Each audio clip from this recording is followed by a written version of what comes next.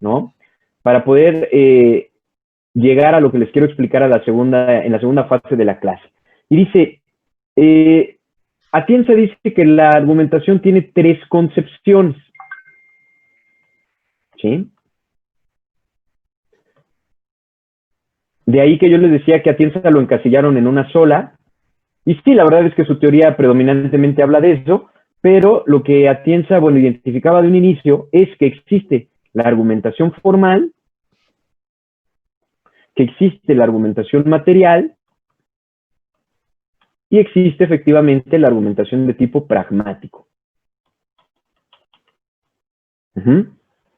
La argumentación formal, como ya lo habíamos visto, se interesa de que este texto siga las reglas lógicas del discurso.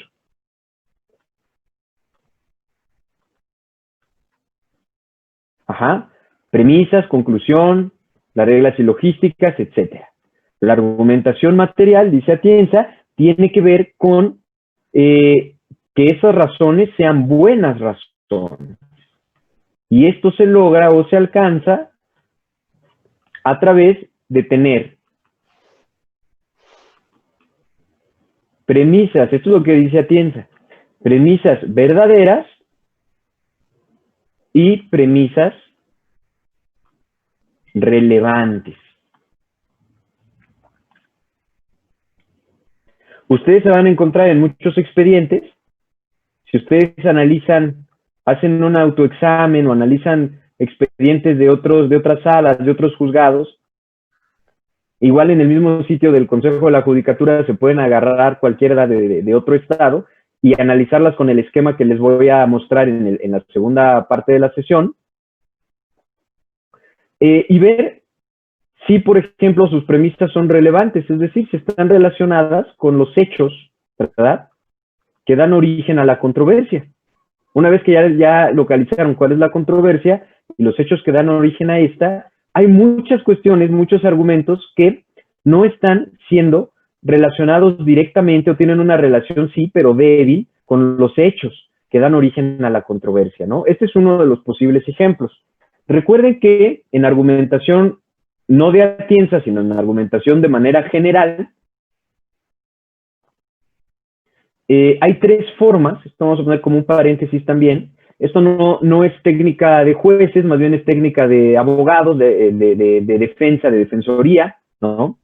Hay 3 formas, no es algo que vayamos a abundar mucho en esta clase, pero se lo recuerdo nada más, hay 3 formas de atacar un argumento, ¿sí? O una argumentación. 1, cuestionar sus fuentes. Esto también les va a servir para redactar sus tesis o sus ensayos, cuando les dejemos ensayos académicos, ¿no? Cuestionar las fuentes.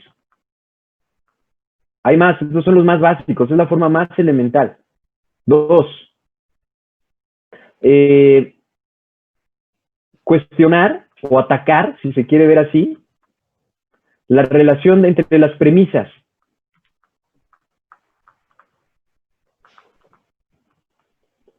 Y 3, una de las más utilizadas, encontrar, proponer o hallar una mejor explicación.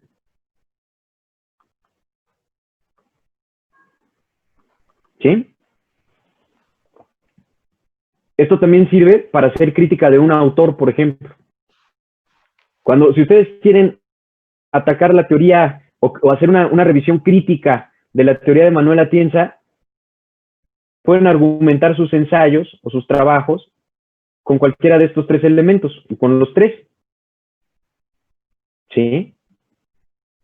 Vean de dónde parte ese autor. Autor en general, el autor puede ser el autor de un texto académico, pero también puede ser el autor de una sentencia o el autor de una demanda, si ustedes van a hacer la reconvención. Cuestionan las fuentes, cuestionan la relación entre las premisas, y también se puede cuestionar la relación de las premisas con la conclusión o con las conclusiones, o bien encuentras una mejor explicación al caso. Ahorita lo vamos a ver con un ejemplo muy gráfico, cinematográfico incluso, ¿sí? Pero esto es argumentación básica, que luego tiene su aplicación en la argumentación jurídica también, pero también se aplica en otro tipo de argumentaciones como la académica, ¿no? Como ya les he comentado. Entonces, oye, Jorge, yo no sé por dónde empezar mi ensayo, yo no sé por dónde empezar la crítica, la revisión crítica que le voy a hacer a esta sentencia, me da miedo tener la hoja en blanco, no sé por dónde empezar. Bueno, usted tiene 3 opciones para poder empezar. Luego las puede combinar si quiere, ¿no? Pero aquí está, cuestionas las fuentes. Oye, ¿sabes qué? Pues Atienza parte en su concepción sociológica de Chaim Perelman. Bueno, pero Chaim Perelman es un autor que resulta ya desfasado, ya no es actualizado a la realidad, es decir, no lo sé, pero tú puedes empezar a atacar desde ahí. Luego, cuestionas la relación entre las premisas, ¿no? Esa puede ser otra opción. Acuérdense que todas las premisas deben de soportar la conclusión, ¿sí? Si atacas una de estas, vas debilitando el argumento. Si atacas 2, lo debilitas más. Si atacas 3, hasta que esta conclusión quede totalmente fuera de la relación de las premisas, ¿sí? Y por último, pues encontrar una mejor explicación. Ninguna de este conjunto de premisas sirve porque encontré nuevas que explican de una manera mejor el hecho o el fenómeno. Por lo tanto, hasta me permite llegar a una conclusión diferente. Ahorita lo vamos a ver con un ejemplo, ¿no? Con un ejemplo de una película que está en Netflix, de hecho, ¿no? Pero lo vamos a... que además es un clásico también del derecho anglosajón, que lo especifica muy bien, ¿no? Bueno, y al final, ya nada más para cerrar, sí. Maestro, esta tercera forma de atacar, que es encontrar una mejor explicación, sería como el caso de las quimeras. Por ejemplo, claro, cuando vimos el caso de Lidia, ¿verdad? El de Lidia es una quimera, es justamente encontrar una mejor explicación, una nueva serie de premisas, que en el caso, en el caso de Lidia, si se acuerdan, era el flujo, el continuum argumental original del tribunal era la prueba de ADN, premisa 1, la prueba de ADN sirve para acreditar la filiación o el parentesco, ¿verdad? Mejor dicho, el parentesco entre una persona y otra. La premisa 2 era, la prueba de Lidia de ADN salió negativa. Por lo tanto, la conclusión es que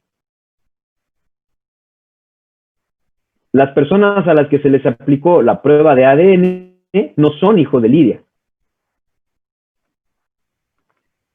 Y esto pareciera un argumento sólido, sí, una argumentación, mejor dicho, sólida, construida con todas estas características, pero la estrategia de la defensa fue encontrar una nueva serie de premisas que nos pudieran llevar a una nueva conclusión.